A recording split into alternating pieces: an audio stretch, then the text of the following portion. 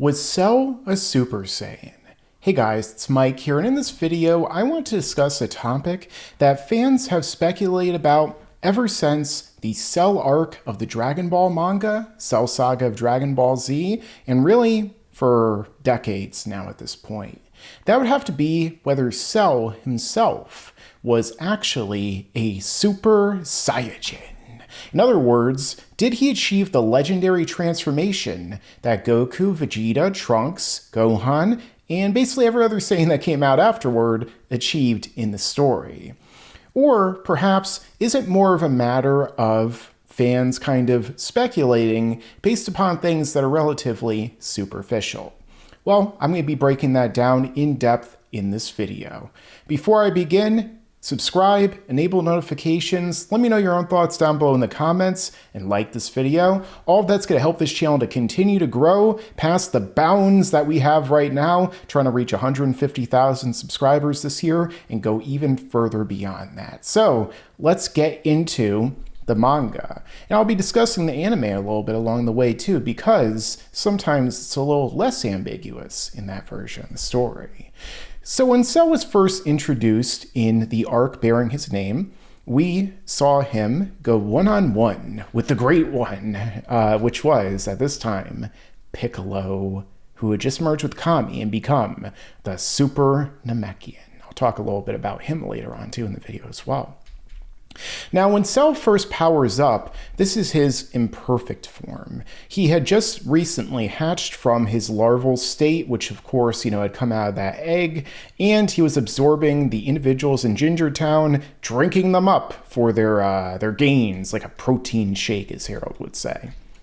When he powered up, though, interestingly, as you can notice, he didn't have any aura around him. He was just powered up in, well, his normal state.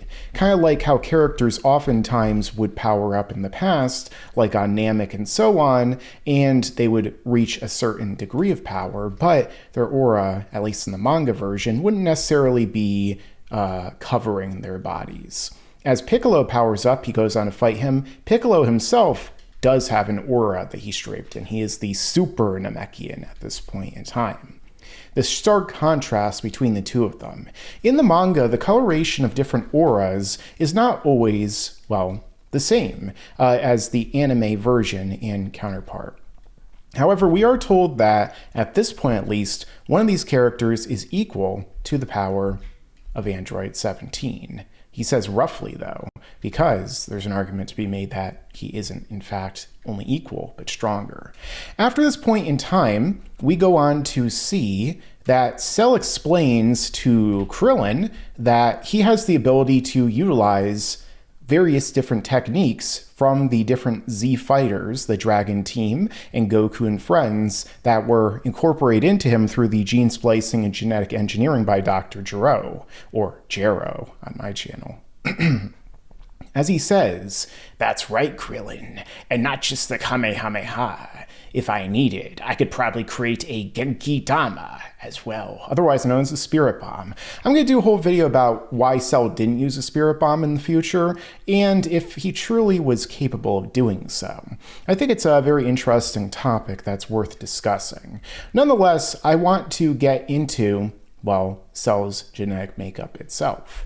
After all, in the manga, Toriyama showed us in a panel here, cover, the breakdown of the different androids created by Dr. Gero. As you can see right here, he's looking full on Dr. Wily from Mega Man with his non-robotic enhancements at this point in time. Eventually we see his robot version, his android version that has the brain inside of it beneath the hat of 20.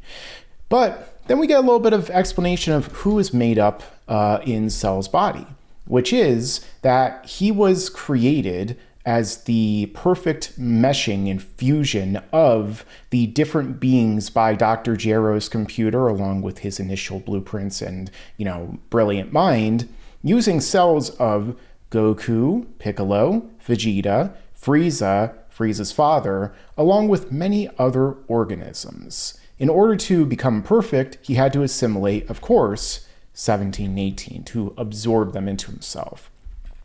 Cell says something very much akin to this when he goes into his full-on evil monologue and explains to Piccolo where the different genes in the cells inside of him were given to him. Now, notice here what he points out. He says that this happened at the quote-unquote peak of power that Jiro had actually been studying the characters up until that time. That during the Saiyan saga, he got the cells from Goku's body, which is why he had a weak Kamehameha, according to Piccolo. He got the cells from Piccolo. He also might have gotten some from Gohan. That's kind of speculation that maybe I'll devote a video to as well, because they never actually say that. And then he also, fortunately, was able to, through the spy bots, get access to the cells of Frieza and his father, even though Dr. Gero had no idea that they'd even come down to the planet, and he didn't know about Super Saiyan or anything like that. So with that being said, it makes perfect sense, perfect of course, that here at Cell Saga Media, where this content is perfection. If you agree, make sure to leave a like. But it makes sense that Cell could replicate not only the techniques of the different characters, as he points out, but also their abilities like transformation, such as Super Saiyan. And, well, what happens? After Cell shows up at the fight with Piccolo and Android 17 in order to absorb the androids into himself, what happens? Cell had just been absorbing the power of all these other human beings, thousands upon thousands of people in these different cities that he had visited, in order to pump his power level up, as well as his biceps and his triceps, in order to be able to achieve a power that would allow him to do this. When he powers up, we see that he not only has a gigantic power level equivalent to Android 16 at this point, but he also now is draped in an aura. The first time we're seeing this occur in the manga version. In the anime version, it's a lot more implicit as to what his aura color really is. It's more, well, yellowish, especially when he powers up here and we see like the different souls of the beings that he absorbed into himself. The anime does an awesome job with this sequence. Now, you can argue, because of the way that the manga depicts different colors, I mean, we can even see Krillin here in this version of the full color manga with a yellow aura around him, that Cell could very even possibly be a Super Saiyan right now. That the amount of power that boosted him up so much is actually basically his equivalent to Super Saiyan. Now, a lot of people will be like, well, that doesn't really make any sense, because after all, that would mean that Cell has to be 50 times stronger. And are we going to think that Piccolo, who I just pointed out before, the Super Namekian, was, well, 50 times stronger than he was, for instance, before he merged with Kami? I mean, after all, Piccolo was a little bit below the power of the regular Super Saiyans at the time, the grade 1s. And then when he merged with Kami, he was equivalent essentially to Android 17. Now, obviously, Android 17 wouldn't be that many times more powerful than the Super Saiyans. Not just that, but also Vegeta was essentially on the level of Android 18, maybe a little bit below her, as I broke down my video about Cell versus Super Saiyan Vegeta from the Android 18 fight that you could see in the top right corner. So with that being in mind, Piccolo wouldn't have gotten, just because he has Super in his name now, 50 times stronger. And if you disregard the whole canonicity of the Super Saiyan multipliers, you could still possibly slot in the idea that Cell is a Super Saiyan, but it just isn't operating under the 50 times multiplier that we assume Goku got on Namek based upon the math of Frieza's multipliers, the Kaioken, and so on. I'm going to do a whole video breaking down whether or not the Super Saiyan multiplier is real, if it actually fits into the narrative, and if it changed over time in the future. It's something I wanted to do for many years, got a lot of suggestions, a lot of debate about it from both sides, really more than two sides, and it's going to be interesting to discuss. Nonetheless, Cell easily wrecks the androids that are fighting him and Piccolo. And furthermore, like I said before in past videos, tanks an attack very easily from Piccolo right here.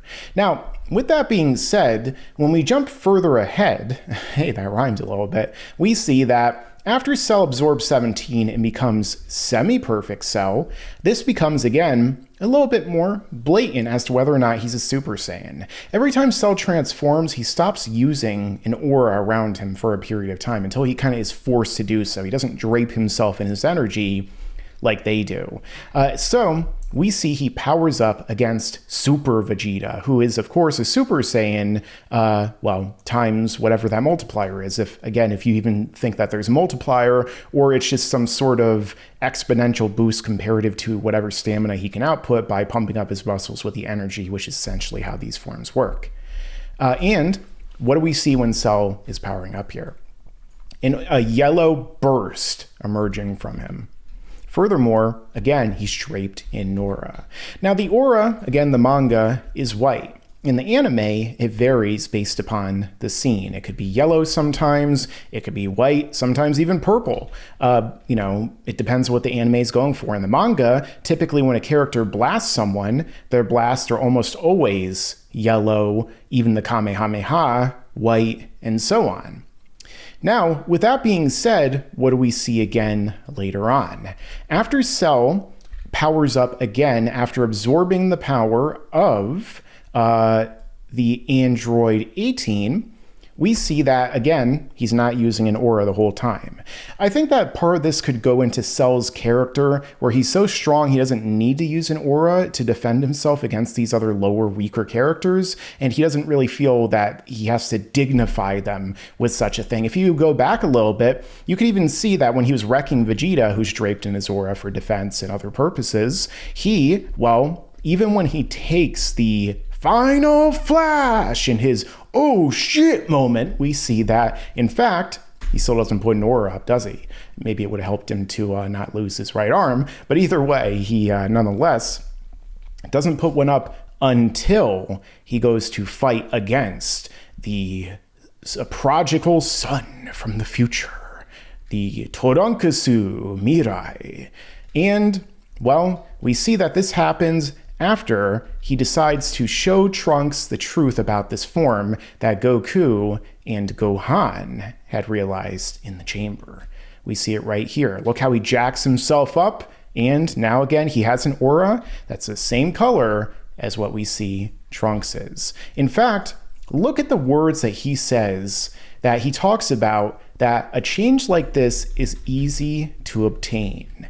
And he takes it even further with the wording that he uses. He's bulked up with this transformation, and he even calls it when he says, "You won't get much out of this transformation's pure brute strength. You're just a fool." So is Cell saying right here that he has literally the same transformation that Trunks does? That even Trunks is talking more about the form and why Vegeta chose not to use it?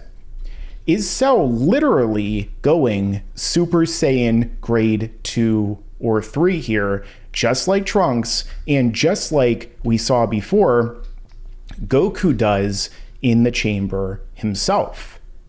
Because, of course, Cell, Goku, and Vegeta were all capable of understanding something that Trunks wasn't, which is funny because people always try and make Goku seem like he's stupid, especially in Dragon Ball Super, but the guy is a fighting genius for a reason.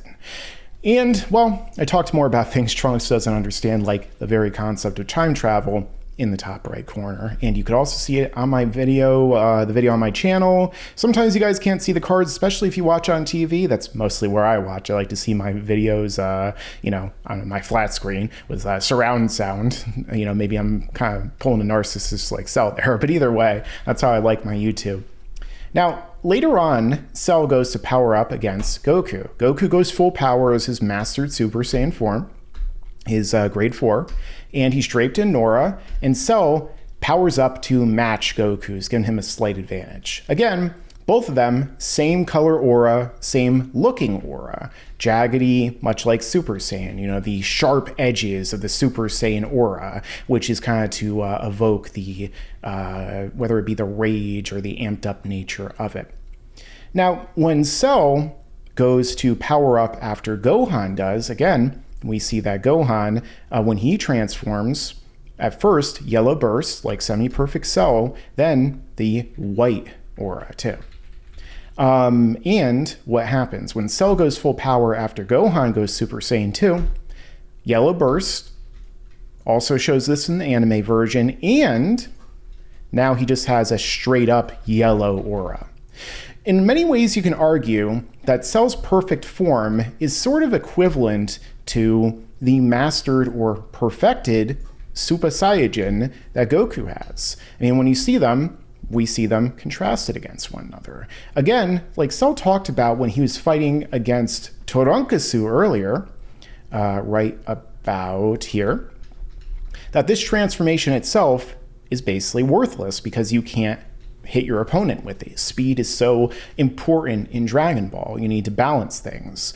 Well, Cell's body is perfect. He is the perfect organism, the perfect life form, you know, like the xenomorphs in Prometheus, basically. He is the being who achieves this form for the purpose of, well, becoming perfect. So maybe the computer basically also itself saw the perfection of Super Saiyan and executed it with the body of Cell in his perfect form. And so when he goes and squares off against Goku, that's exactly why he is, well, pretty much matching him during that face-off between the two of them.